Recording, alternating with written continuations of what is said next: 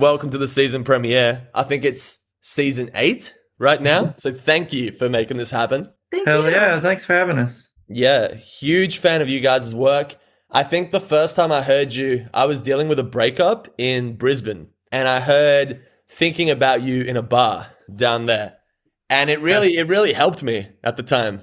Oh, that's sweet. So I'm sorry. I'm sure everything went okay with the breakup. Nah, not quite. But that song will forever be linked to that. Even the person on the cover kind of looks like the person that I was with. But which one of you was that? Who's on the cover of that? Me. It's you? Yeah, that was Nick. That's awesome. It might be her. Yeah, maybe it it's literally her. might be her, you know? Yeah. Could be anyone who's gone through that at the time. Small world. Do you guys still relate with that kind of material now? Do you still play that song? It's No. funny, we play some songs on that album, but not that one. It just feels Really? like way different. Yeah. Why is that? I don't know. It never seemed. I mean, not never. We used to play it live, like at the very beginning of the band, Mhm. and it was fun. I don't know. I guess it just sort of like felt really like soft compared to some of the music we were playing live, and didn't bring that same energy. But it's always nice to have a breather. So Yeah. Do you feel Be like cool. audiences really relate to the heavier, more energetic stuff these days? Yeah. I mean, and it's fun. It's more fun for us too to like get everybody wild. Yeah. I'm going through quite the opposite. I was in a very energetic punk band, and now I turned 30 last week. And so I just need to chill Happy the fuck birthday. out a little bit. Thank you. I also went through your Ask Me Anything, as a good journalist or whatever the fuck I am does.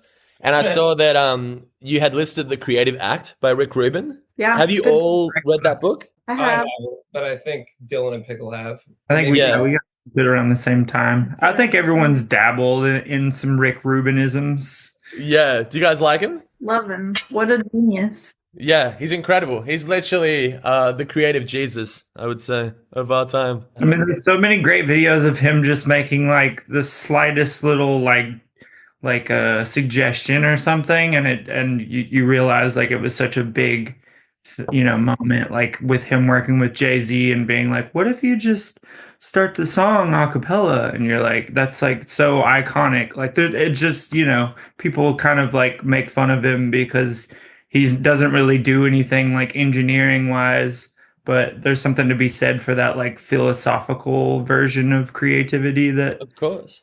it Yeah. matters. Like, there's so many things in that book that I realized that I do intuitively that I just had never Yeah. seen written on a piece of paper before. Mhm. What, like, do you remember any of them specifically? Just like, I've been writing an album, and everything, for the first like 70 pages, every single process that I had writing that album, every single thought or pathway is just explained to me, you know? Whereas I was just doing it without realizing it.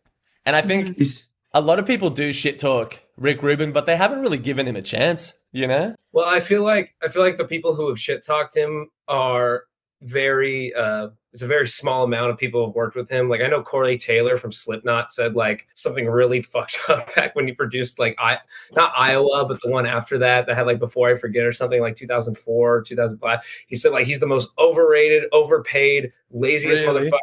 And I was just like, damn, it's a little harsh, don't you think? Like, and I Yeah. feel like anybody who has anything else to say about him, and if you haven't worked with him, your opinion means nothing if you've never actually worked with him. You know, people just like to talk shit. But yeah, I mean, when you think about all the names, all the great records that he's had his name on over the years, I mean, it fucking, the writing's on the wall. It's Yeah. literally, the proof is there. So, Yeah. would you guys ever work with him? Do you guys have that on the cards? Oh my God. I think Well, actually, in a couple months, right?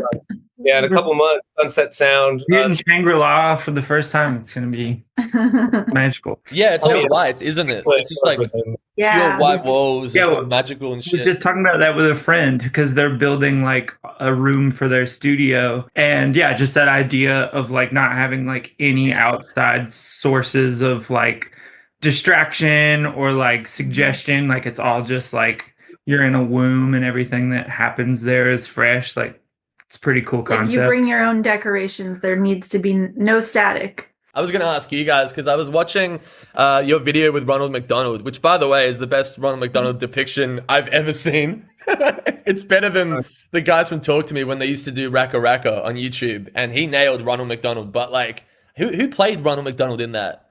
Was it one of you? It was our friend Railroad Bill. Give Railroad Bill an award or something, or a cheeseburger, because that shit is yeah. insane. No one can commit like that guy. From the moment we met him, like that's just like his energy is very like committed to whatever he's doing. Yeah. And he's a great actor as well. He's also just like a creative genius. He made a music video for us for the song Cavehead, and he starred, directed, edited, like did everything. Like Renaissance man. yeah, he's super talented, but it was so funny to see. Actually, he's in all of our videos, it seems like. But Really? but yeah, he just like showed up on the day, dressed up like Ronald McDonald, and just like immediately was like giving it like 110 to the point where like people at the shoot were like terrified. Yeah. And in no. case like wandering down the desert with like no shoes on, like stepping on thorns, like eating things off like the ground. wild mushrooms like off the ground He and put shit. dirt in his mouth. He was so committed. You have to really keep those people close to you. We've had them as well. People who've done crazy shit. You know what I mean? Like surfed on surfboards in the crowd and fucking been on the worst beaches with the worst waves at night. You know, there's always someone that's that committed, but you got to be careful with that person and make sure they don't die. So Yes. Keep Like- them back. Like the Daniel Day-Lewis of Echo Park. yeah, straight up. I fucking love Yeah. Daniel Day-Lewis. But I think I've never actually seen a movie of his except for that one with the foot, and then the one where he's with his dad and he goes to jail. Those are the only two I've ever seen. What's Wait, What's the foot movie? I think it's literally called My Left Foot. Do you know it? No. Never heard He's of like that. paralyzed and he can only use his foot to like communicate. I actually don't know properly what happens in that movie. I probably should research before I talk. You about got to it. see There Will Be Blood if you haven't. I've seen half of that movie and it was really good. Yeah. great score. I don't know who did it, but Yeah, I think it's Paul Thomas Anderson. Johnny Greenwood. Pretty sure. Johnny Greenwood. Oh, the score. Yeah, Johnny Greenwood, I think. yeah. yeah, And legendary. yeah, he is incredible. But going back to that, one of the lyrics that I wrote down was "Come ye witness the intended marketing, dopamine spiking," something like that, right? I'm paraphrasing here. Nailed it. But you know, I know you guys do a lot of stuff with Third Man. You probably have seen the legendary Jack White before. He makes some appearances down here, but not a lot. And he has a policy where he puts phones in Ziploc bags. Does he still do that? Do you know if he still does that? I'm pretty sure he still does do that. I've never seen him live, but yeah, I mean, unless he's at like a festival in which like you can't control that. Like I think if it's like his own show, yeah, you can't do that. Because I was thinking about the whole Shangri-La thing, and I was wondering, do you guys do any stuff like that to get rid of that dopamine spiking, you know, to detox from all the garbage? Yeah, but we have a policy. You have to bring an extra phone, so you have Extra to bring two phone. phones. That's to the good, because then studio. you confuse people, right? They don't know which one to use. Exactly. We're always trying to Instagram live the process. It's tough, right? Because you do want people to be connected. I know Show Me the Body slaps people's phones out of their hands, you know? That's one way to go. But We've I done don't some know. stuff like that. Yeah, I don't know what the insurance policy is of that, right? I've jabbed my guitars and some phone cameras for people who Fuck aren't yeah. watching the show. They're just watching their phone, watching the show. That's the actually a entire really show. good idea. Just take them out one by one, you know? Yeah, do a little jab. That's super cool. I saw that one of your songs, I think TV Baby, was on Skate, the video game. Oh yeah, it was. Yeah, that That's was like every band's dream, right? To be on a skate game. cool. Yeah, I Pretty mean, sick. The other day. Yeah, I finally just got to play it. Our friend has a skate. And for the longest time we were like trying to play it, but she like couldn't like hack her way in. So it was kind of like it was there, but it wasn't there. And then one Yeah. day we just like sat down and figured it out. And we were just playing it. Like I knew the song was in the game, but so I'm not like, oh, I forgot. But we were playing, and then like the song just came on. Like it wasn't like look for the song. It was just Yeah. like when the song comes on, and it was just that nostalgia of like playing skate games and like learning about music that way, and that cool like full circle thing was super sick. Also, our keyboardist's band Primitive Ring is on it as well. Ooh. They're too. And they have their title is like a TV title too, so it's kind of a cool synchronicity. Yeah, I wonder if they planned that. Maybe all the songs have TV titles. Because you're watching it through a TV, right? They thought ahead. I think the next game is going to be all about VCRs, and they're just going to go through media. DVDs, Yeah. VR songs are probably going to be the hit soon. Mm-hmm. Although I think VR kind of came and went, right? It didn't truly take over. Too nauseating. Yeah. People would true. jump into their TVs and like ruin their TVs. And we're back to TV. Yeah, always back to TVs. But which video games did you guys grow up with that had incredible soundtracks? Besides, obviously, Tony Hawk. That's what I was gonna say is Tony Hawk. But as far as original music goes, one that sticks out is the first Spyro the Dragon video game. Yo. Yeah, Stuart Yeah. Copeland from the Police scored it, and I didn't learn that until years down the line, and a lot of those songs from the levels are still ingrained into my brain. Same with Crash Bandicoot. They always had really good original music.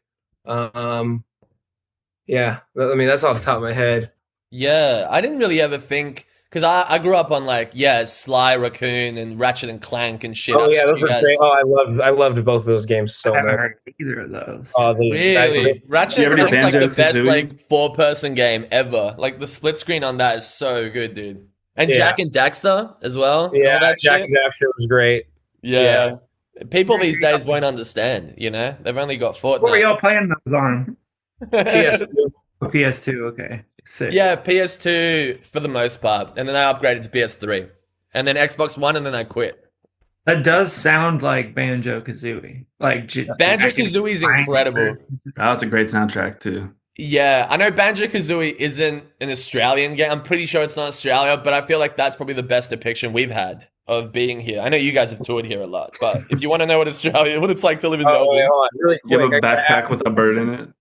do you Yeah. remember Ty the Tasmanian Tiger? You remember that game? Oh shit. That was a crazy fucking game. Yeah. I remember that. I think that was the first time I heard an Australian accent when I was like 6 years old. And I There's was some really fucking bad ones out there too. I mean, you guys have been here. I know that for a fact. But I was watching Fargo yesterday, and they have an Aussie guy for 2 seconds, and I hope he's not actually Australian because it's the worst fucking shit I've ever heard. It's like a Tarantino Australian accent. Like we've got enough research to know what He it's is Aussie. Oh yeah, in Django In Unchained, Django. he does a terrible accent. horrible fucking accent, actually. Why did he make that? It's such a weird choice. They didn't have to be There's Australian. no other Australian no people. need for that. He didn't have to do that. No, we don't sound. I don't think we sound like that. I don't know. Maybe we do though. We just don't have a frame of reference. When I'm with Americans or people from the US, I can really hear my accent. I'm from Argentina, but I've been domesticated, after so many years. So Hell yeah. There's different dialects though, right? Like the closer you're to the outback, the more probably similarly, the more rural, the more thick and stuff. And yeah, I mean, you can really tell if you're with a particular type of bogan, someone with a hat maybe. But you don't really get that. I mean, I live in Brunswick. Brunswick is probably it's probably comparable to Vancouver, or some shit like that. We have accents, but we don't have what's that serial killer in Wolf Creek called? Whatever that is. If you guys have seen that movie, you guys seen Wolf Creek? Mm-hmm. They get stranded in the dark or something, and then someone's like, "Let me help you with your tire" or something. And then It's based off of a real guy that used to live here, not here in this house. I wasn't harboring a fugitive or anything, but yeah, you know. him? A guy called Evan Milat who used to prey on people, tourists actually, which is probably hitting quite close to home, right? You guys don't want that to happen when you're on tour. Probably not, no. Moving away from serial killers and the outback for a second, I wanted to ask you about. I saw you say something about Zamrock influences, which makes sense because you have a record called Zam. Is that a deliberate homage to that genre? No, actually. I think it just kind of was a coincidence that a lot of people drew. Zam was a word that we threw around that meant anything that was an upper, whether it be coffee or something a little further in that direction. Yeah, that's what I was call it thinking. Because Zam. I didn't see it as being connected to that. But then when I read that, you guys have Zamrock influences, I was like, shit, maybe it was there all along. I think because of that, we started to listen to more and more music from Zambia and Africa, and then it became a self-fulfilling prophecy. Are you guys fans of Witch? Oh, yeah. Of course. Which is the best. And they're still active as well, which is crazy. Oh, yeah. Yeah, our booking agent books them too. Really? Holy Yeah. shit. We've They're had the pleasure literally, of playing with them before. They're Yeah. amazing. that's Oh, yeah. amazing. Yeah, you guys were like playing drums and Yeah, Nick got up and jammed with them. Really? Yeah. The last song was like a jam, and I remember like I smoked weed right before, and I like never smoke before I play drums, but I was already done playing, so I was like, yeah, I'll smoke, and then, but in a way, I think it kind of helped because it like I was just like, whatever, I'm just gonna go for it, and whatever I do is gonna sound good because I'm high. have you seen them live, Dan? Hey? Have you seen them live? No. I think they actually came down to Melbourne last year, if I'm not mistaken. But I only got into him like early this year. So I fucked up. No, they're super sick, but yeah, the reason that happened is because like the last song, I don't know if they still do this, but on the last song, they like play a song and then they start like handing out instruments to like the audience, and it's like a whole crowd participation thing. So, And I don't, have we played with them before that show, or was it just like we were just No, that was the first time we out in the played. green room or something? Hit it up. I don't know, but they were like, oh, they like handed everyone in the band some sort of instrument or introduced them somehow to like come on stage, and then like it felt so like because the music was so like transic that you're kind of like just in that vibe of like watching something like super like it's not just a show, there's something like metaphysical about it. So you're already like in that headspace. And then all of a sudden I just look over and like Nick's playing the drums and like everyone's on stage like playing percussion instruments. And I was like, Jesus Christ, like how did this transition happen? It was all amazing. I love it when people Yeah. break down the barriers between like those who are off stage, and on stage. Obviously, there's certain crowd capacities that you can do that in. You can't do it if you're playing fucking Coachella because you'll tank the stage, We've done it with shows with maybe like 450 like people there, and we've managed to get like 150 on stage, but it's not safe because, well, obviously it's not made for that many people. But being able to blur those lines is incredible. Also, the Witch album, I think it's called Introducing. I don't know if it's the first. On Spotify, it's listed as the second, I think, but I think it's their first, right? You would think Introducing is the first one, maybe. I think it is. I think it's either that one or In the Past. Yeah. But my favorite thing from them is honestly their singles, and I couldn't even tell you all the names of it, but they put out a compilation of like all the singles onto one LP, and I bought it. It's really, really good. But Lazy Bones is such a great record too, start to finish. Yeah. I love them. Even their use of like, I think that record's 71, maybe it's not, but their use of like ad-libs in that first song, is just so ahead of its fucking time and fourth wall breaking, like he's just telling you who he is in the 70s, which is fucking crazy. But you guys are into a lot of like material from back then, right? Like I read somewhere that Pickle was into like obscure Zappa recordings. Is that so? Yeah, I think we all really like Zappa, not just me. What's your go-to? What's each of yours go-to Zappa record? I like Strictly Commercial personally. Yeah, it's dope. I think my easy pick and like the one that everyone really loves is Hot Rats, but because it's like the most straightforward, but also really cool, really jazzy. It's mostly instrumental. But I think if I had to pick like a favorite Mothers one, it's probably like We're Only in It for the Money. That's my favorite record. That's like a top 10 record for me. Yeah, I love that record. It's super weird, and I don't know. It's like even though like they were kind of like making fun of people who did psychedelics and everything, it's like a very psychedelic record. Yeah. I don't know. It just showed that I don't know, those guys didn't really need to be all. Well, I don't know what they were really doing. I know Zappa was always straight, but God only knows what his bandmates were doing. Yeah, well, I think you had to be straight to play those songs. Yeah, exactly. Yeah, I don't know if Beefheart straight? I don't think so. Well, he wasn't really in the band. Yeah. He just sang on a couple songs with them. Yeah, they just reissued the Bongo Fury, the 50th anniversary edition, if you've seen that. Cool. It's actually cheap as far as vinyl goes. And I'm not sponsored by Bongo Fury, but I'm just telling you, like, it's like 100 Australian bucks, and you get like so many vinyls, like maybe like 6 vinyls with like photos and shit of both of them hanging out. Crazy.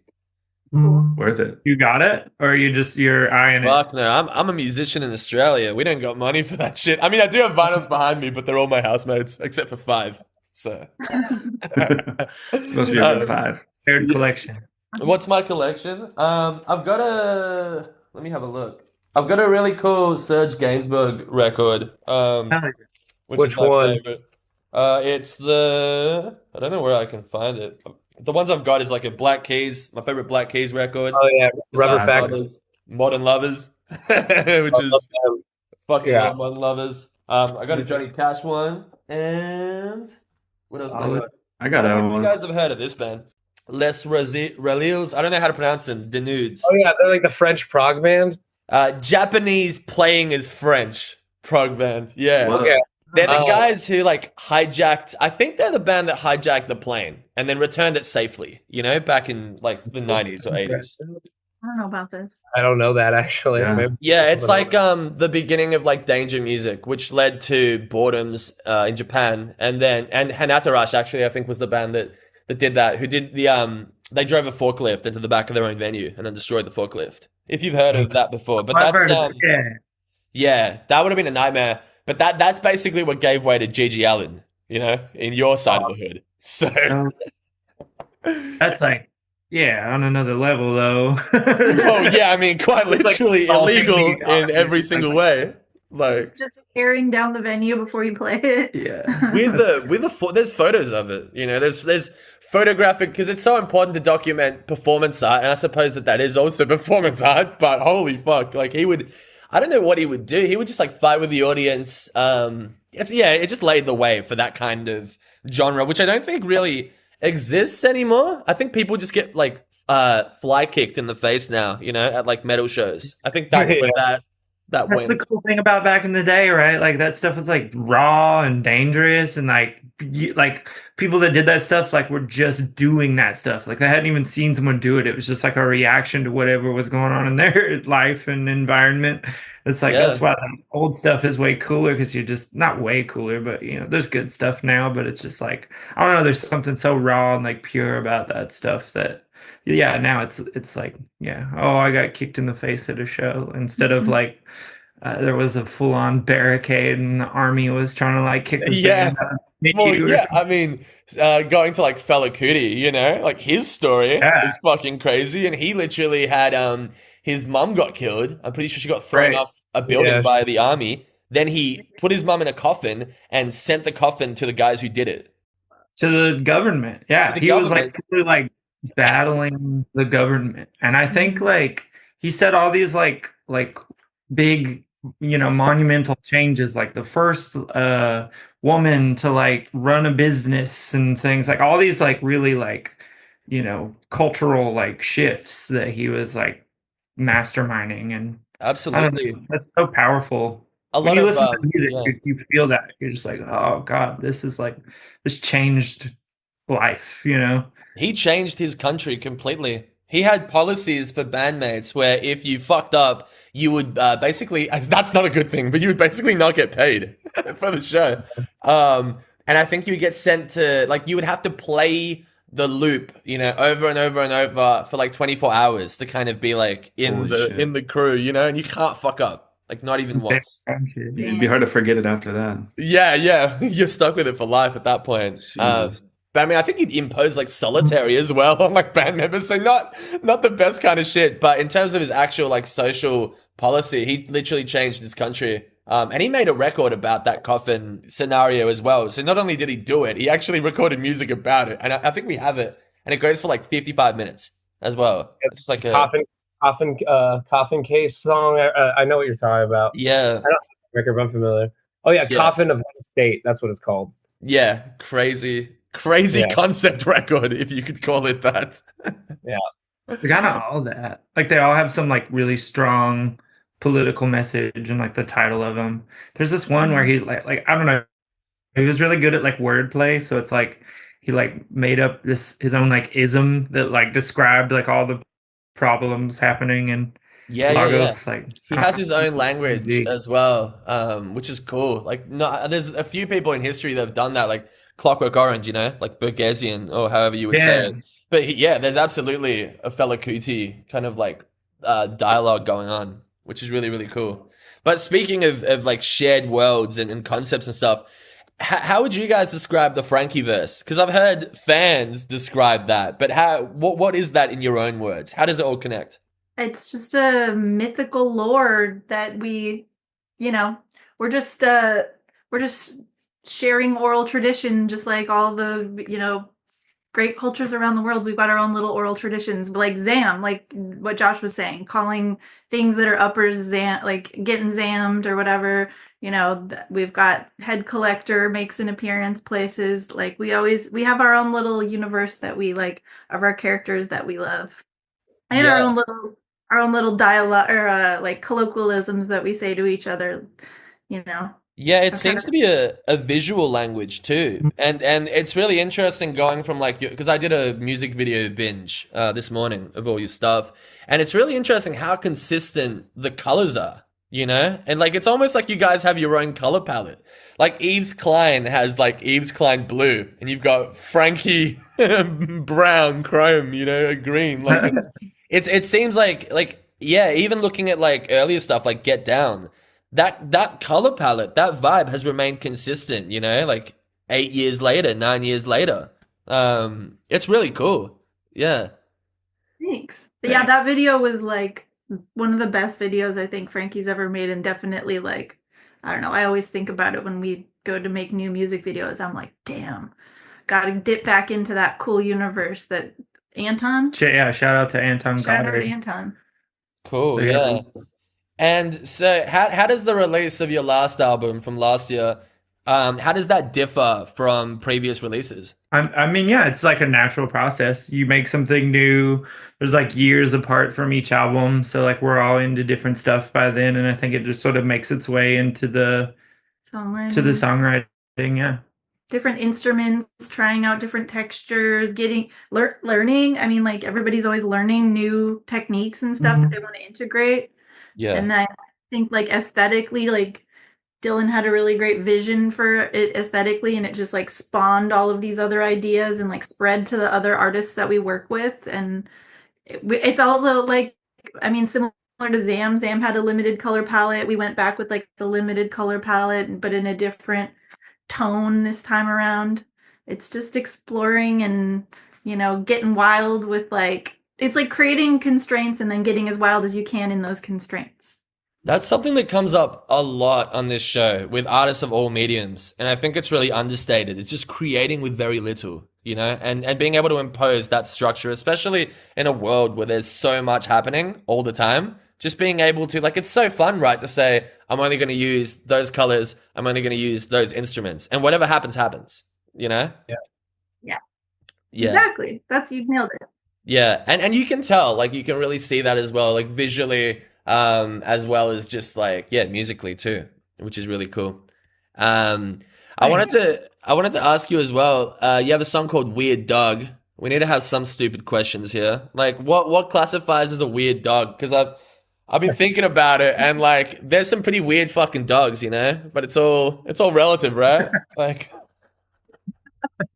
There are a lot of weird dogs. I follow the subreddit Cryptid Dogs where it's only the weirdest dogs, and they all look like little goblins, or like their ears make them look like they have wings and stuff. Those are weird dogs. Like dogs that have like been through some shit, and you like know they have a story, and you can see their trauma in their eyes, but they're still like fighting every day. So it's not Those are weird necessarily dogs. how they look. It's the trauma that makes the dog weird. It's not. It doesn't have to be trauma. It's just like that they've lived. They got a story that they can't tell you because they're a dog. Well, they literally can't, right? Because we They don't have a can't. device for No. that yet. Yeah, like you know Maybe that one they of the have a good helmets in one of story. your videos could help. Yeah, the cheeseburger helmet. Yeah. Do you still have that helmet? I don't. I don't know where that. Maybe we donated it to Taylor, the Maybe, direct video. Oh, really?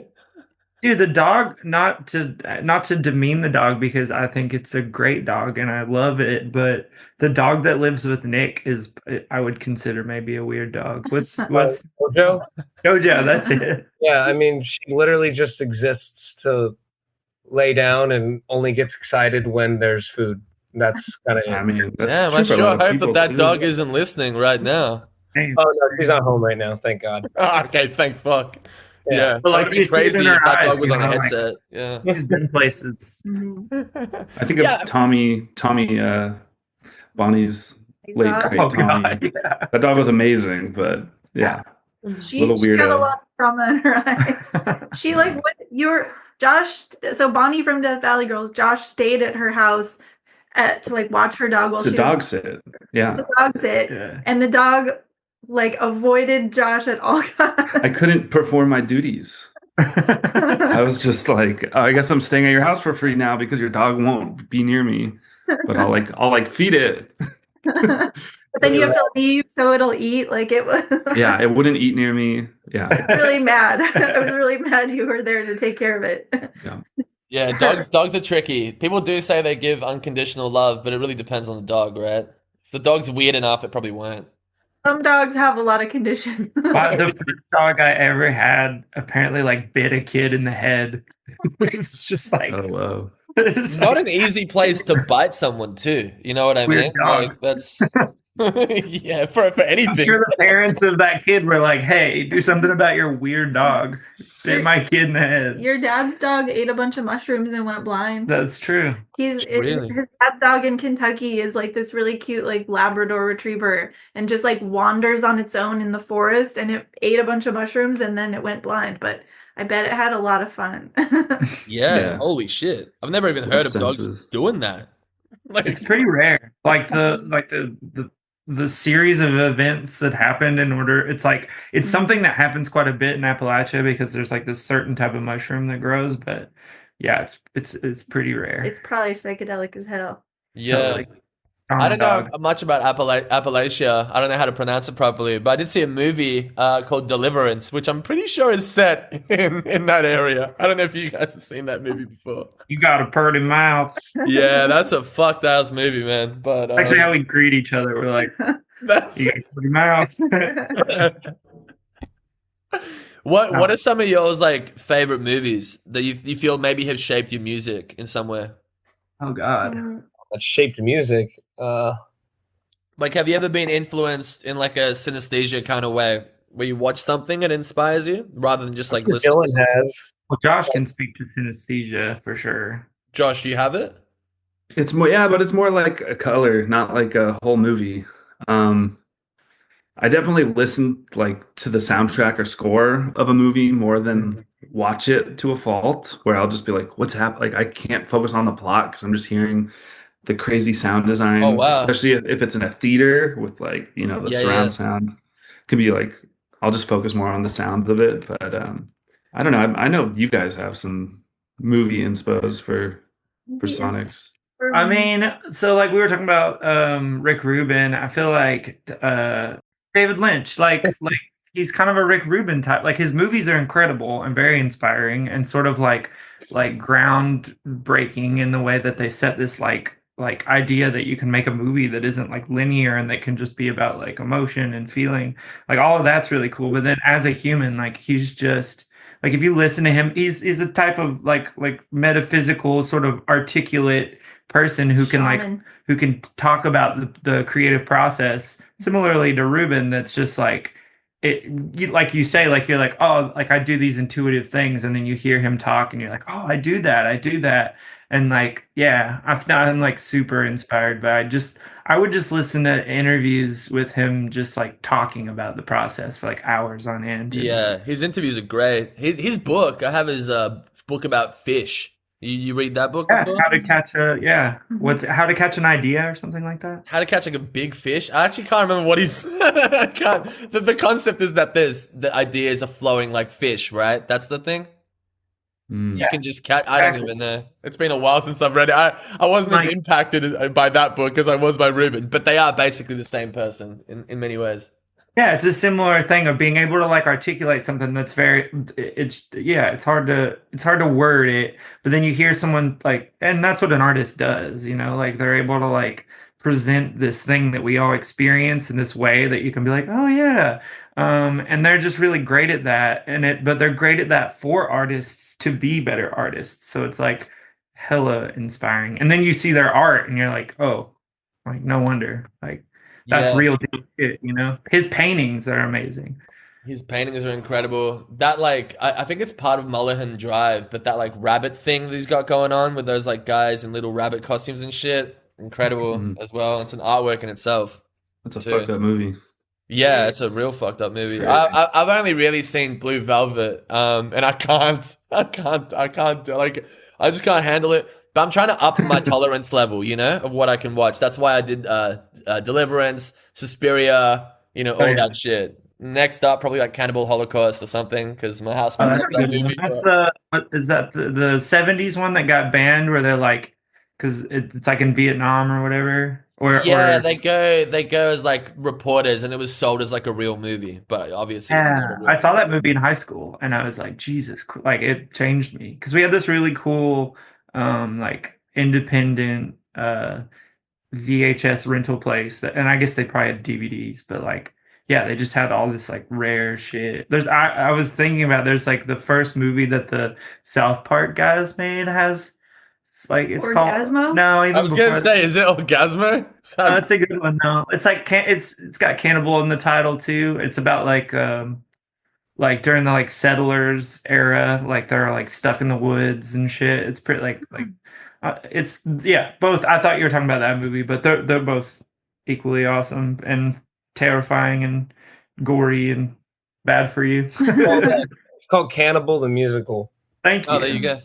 Did you watch it? I've never seen it, but I just know it came out like way before South Park was even a thing. I think it was from like the mid 90s, early 90s. Mm-hmm. That's awesome. Those are movies I watched in high school and was just like, what is wrong with my brain? Mm-hmm. Yeah, I feel like a lot of that has warped. Like when parents say, or when the media says, like, probably shouldn't watch that for a while. That's probably, you know, there's a reason. I'm all for just like liberty of just doing whatever, and like I love like Zappa and Jello Biafra and stuff, like being in the courtroom and just advocating for that. But me watching Clockwork Orange at 12 was probably not a good idea, you know. Look at you now. You're doing great. You're doing Look great. at me now, yeah, Yeah, exactly. you're crushing it. Worked out pretty good.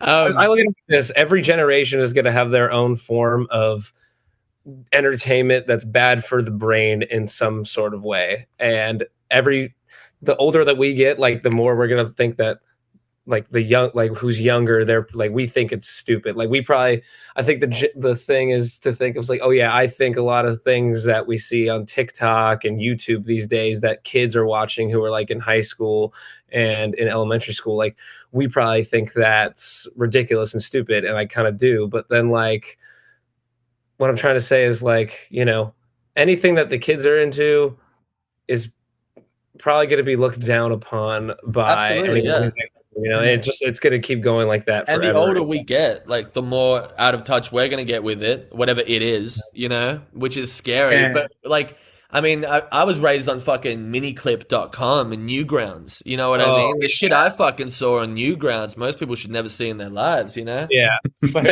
We had that like E-Bombs World and Rotten.com and all that stuff. Yeah, so What we the- had it pretty cooked, you know? 4chan, before it's like- 4chan, before it was regulated. When can Yeah. you guys drink in Australia? Hey? When do you guys start drinking in Australia? It's kind of early, right? Like what time in the day? How old? What age? I was like, what the Like right when we I didn't word it very well. It's like you look at me drinking my tea and you're like, you should be holding a stubby right now. Like, I don't want a beer right now. Wasted, yeah, Dan. I don't even drink anymore. What year? What time do we start? Past 4. Nah, when you're like 18 is like the age, I guess. But I yeah, don't and think like that there's Europe- many people that abide by that here. So In Europe, it's like 16. Like, there's something about like exposing you to that shit at a young age, so that by the time you're an adult, you make like normal decisions, and you're not just like, go fucking wild with it. So it's like I think that way about like gore and horror and scary shit. It's like you expose yourself, you get a little dabble of it when you're yeah, a kid like that, so that you can be a normal. you're adult. talking Yeah, about I agree. microdosing gore, basically, is what you're saying. Yeah. Yeah. I mean, Well- all of the old like Aesop's fairy tales and stuff used to be so dark, like incredibly dark, that cannibalism and death and that, Yeah. like all of these fairy tales that are now Disney movies with happy endings and princesses came from original stories that were just dark as fuck and had some lesson to teach you. The little kids are like, ah, like I'm sorry, but it's true. Like it, if you look at the original tellings, these like German stories, they were so dark, and it like Rumpelstiltskin and stuff, like way Yeah. darker. Originally, it wasn't Pinocchio's nose that grew. Taking people's skin. Is that? I need to fact check that. It's no. The joke, or is that true? Check it out. Is that real? Something else. Mandela. No, but like- Mandela effect. What's that Yeah. other? Like, oh, the fucking All Dogs Go to Heaven. You ever seen that Ooh. shit? Yeah, actually, you mean Alright, the dude. scene where they're going down the hill? Oh nah, is that a different movie? Where like if you pause the movie down the hill, there's like nudity, basically. Oh, Maybe there's nudity, but no, just like the plot of it's like super dark. It's like kids like getting kidnapped and like this like intense like I think it's like what's the dude it doesn't matter. Just it's like it's gnarly. It's gnarly like 60 like when shit in the 60s was just like that's for kids and it was like the most like mature like material. And then you look into the background of like the actors and stuff and you realize like the kids that did the voice for the movie like actually did get abducted or something like You got murdered. Yeah. The Land Before That's it. Time. You watched that movie when you were a kid and you're like, wow, like it sounds so cute and shit. And then you realize that like an actor gets killed by their father. You know what I mean? At like 4 years old or something like It might have that. been the same. It might have been the same actor. Moving away from all of that, you know, just wanted to ask you, you've got so many live albums. Like, what is it about the live format that is so interesting to you that keeps you coming back?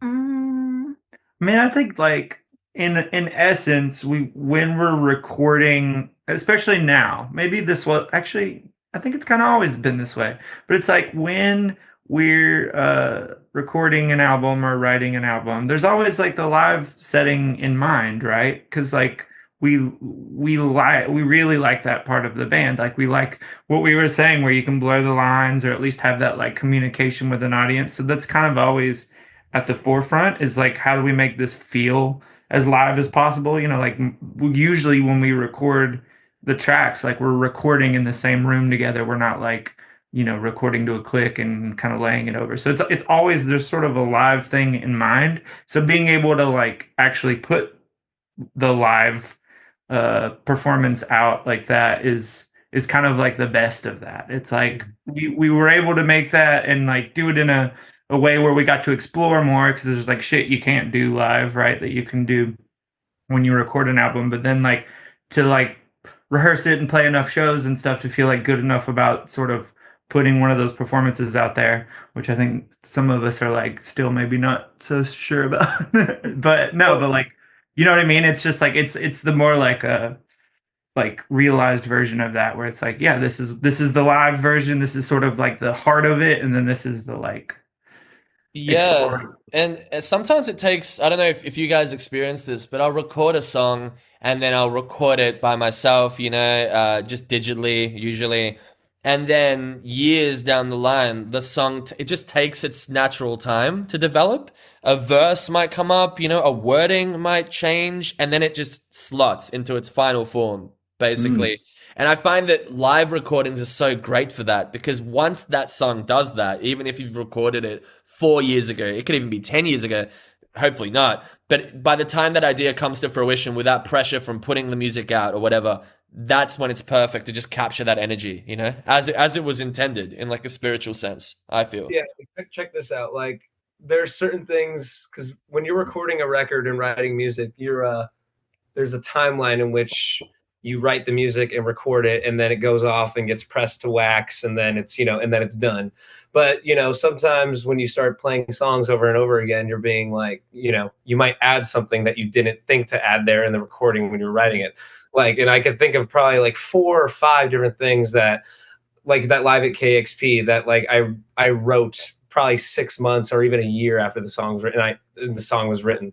And also too, I think it's worth noting that songs in the studio and live, in my opinion, they should be a little different. Like I personally like when I see a band and they, I'm going to hear the songs I want to hear, but it's not going to sound exactly like the record. Yeah. Like, okay, here's an example. And it doesn't matter because they're so big that this is never going to get back to them. But I've seen Tame Impala like 3 times, and don't get me wrong, it's great, but every time it sounds like almost exactly like the record. And I'm just like, I wish a band, I mean, maybe it's because I grew up in punk rock too much and I like to see a band do something different or let their freak flag fly a little bit more. And like, I miss when psychedelic bands, kind of used to do that a lot more, like Zappa never played the same solo once live, and I thought, I think that's really interesting. And I think live, and to answer your original question too, I think us putting out a live record will really be like, all right, it's like, if you haven't seen us live yet, here's what it's really going to sound like. Here you go, Yeah, it's a good representation. Also, it's kind of sick because like there's songs like we were talking about where we play from the first album, but then you get it like, the like that was the early stages. Like we still have, we're still learning how to do things, and so then like 5 or 7 years later, there's just more like ability, I guess, and the like the group we have, it brings like a new energy to a song. And like they can both be their own thing, one can be like that was like them figuring it out in a bedroom tape machine style, and this is like whatever. I mean, there's multiple honest expressions. Like for example, you can have a really honest recording that's digital, and you can have a really honest recording that's live. Truly. Like as long as you just believe in it and it's just realized, then all these different forms, the acoustic version, the electric version, they're all the true form of that expression, at the right time when it needs to come out. So I guess it goes back to Rick Rubin in a way of just being in tune with that, When does something need to flow? At what point, Does it need to go out into the world as well? Which is it's never ready. You just got to put it out. There's also that, like you'll finish, if you guys have experienced, like finish pressing something or recording something and it's being mixed and mastered, and then suddenly you find an error. You find a little pop. And you can't. It's too late now, to go back. That's part of the song now. It's part of the song. It's, looking at like Death from Above, they recently re-recorded a bunch of tracks. I really love the originals, I appreciate it, but all those little errors, like a tambourine fell, in the middle of the recording. That's the song, dude. You know what I mean? Yeah. That's infused into the essence of what that track is.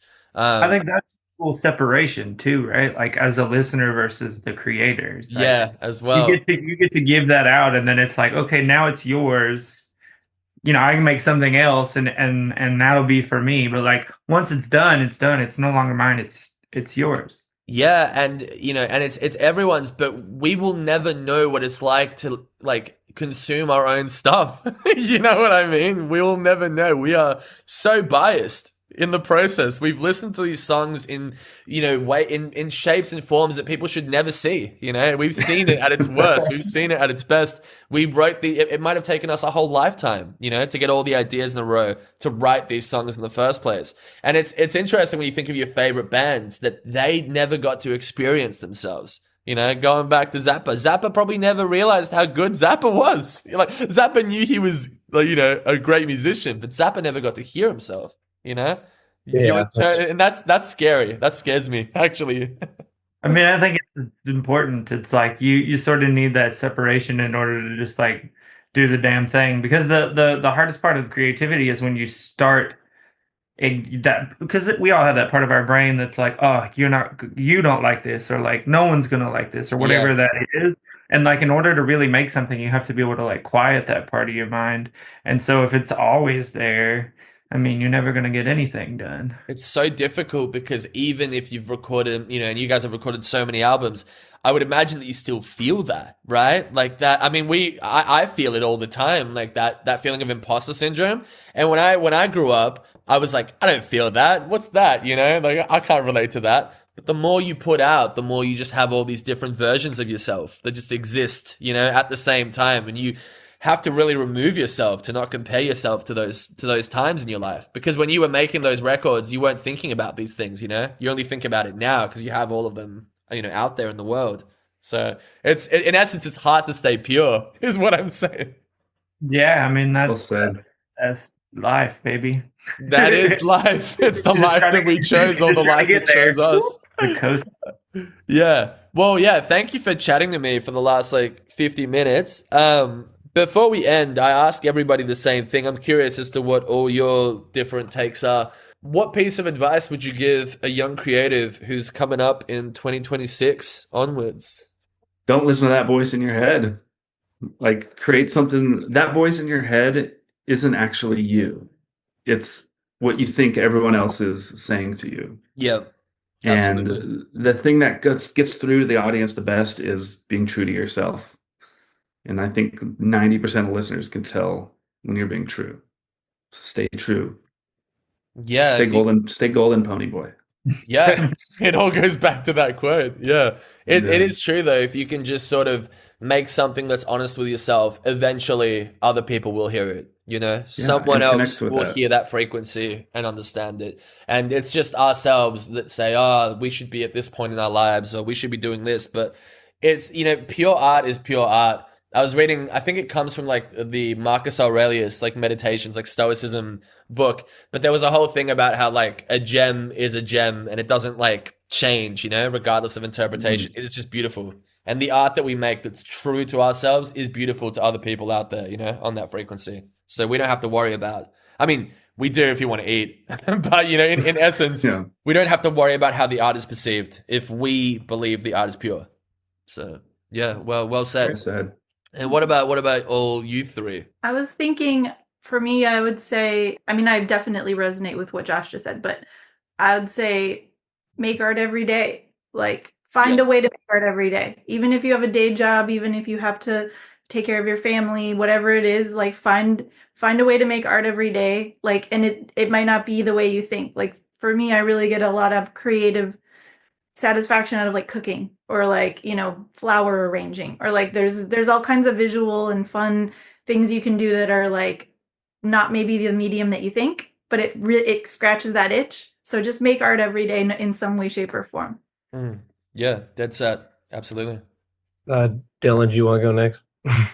Do you want to go? No, go ahead. You should Okay. both go at the same time. Yeah. I'll race Yeah. you. Idea. What if it's the exact same thing? I wanted to know what Nick said so I could just piggyback off of that. You go, fool. Oh, I would just say like it's all part of the process. Like if you're like, if that voice does eventually come into your head, which it will, you just got to remember that like you're going to make bad stuff, but that bad stuff informs the good stuff. So it's like no matter what, as long as you love doing it and you're doing it and you're in the right place. And don't watch Clockwork Orange at a young age. Yeah, please. Wait till you're 14. At least. Yeah. I don't know. For me, I would just say, yeah. I mean, like kind of like what Pickle said. Do art. Do whatever art you want, as much as possible every day. And really, I would say that I've gotten to where I've gotten today by, you know, for better for worse, you know, show genuine love for what you do. Like, don't write it off like it's just like this. Like music specifically is like this. This inaccessible thing that anybody can do it, you know, and like really show that you love it, because I think love attracts love. And, you know, when people see that someone is stoked on something and genuinely stoked about it, they'll come running toward that. And I think that's a big reason to where we've gotten to where we are today. Absolutely. And piggybacking off of that, like I think that the need to connect with people is more important than ever. And so even in a world with a lot of dystopian shit, which is covered in a lot of your records as well, we need people out there to remind us like why it's important to connect, and creativity and music and all that is literally the way. You know, it's one of the few ways out of all of that toxic bullshit. And a lot of people, I think everyone is creative, you know, everyone can make art. Everyone has the capacity to make art, whether it's good or bad. It only becomes good or bad after a certain point. Anyway, you know, when you're just starting, it's a hobby. It has no labels. It's just something you do. And so people, I think that's, that feeling of being able to honestly just connect with somebody in a crowd or in an audience or in a space or through your art is so important because it's awakening, you know, that which lies dormant in a lot of people now, you know, when you have a chat GPT prompt that can literally shit out, you know, anything you want, but it doesn't do it the way you want. It doesn't feel honest. We need that honesty now. So I thank you guys for what you do and your service to the universe. Likewise, man. What you do is art, and we appreciate it. Thank you, Frankie and the Witch Fingers, and I hope you enjoy the rest of your day in LA.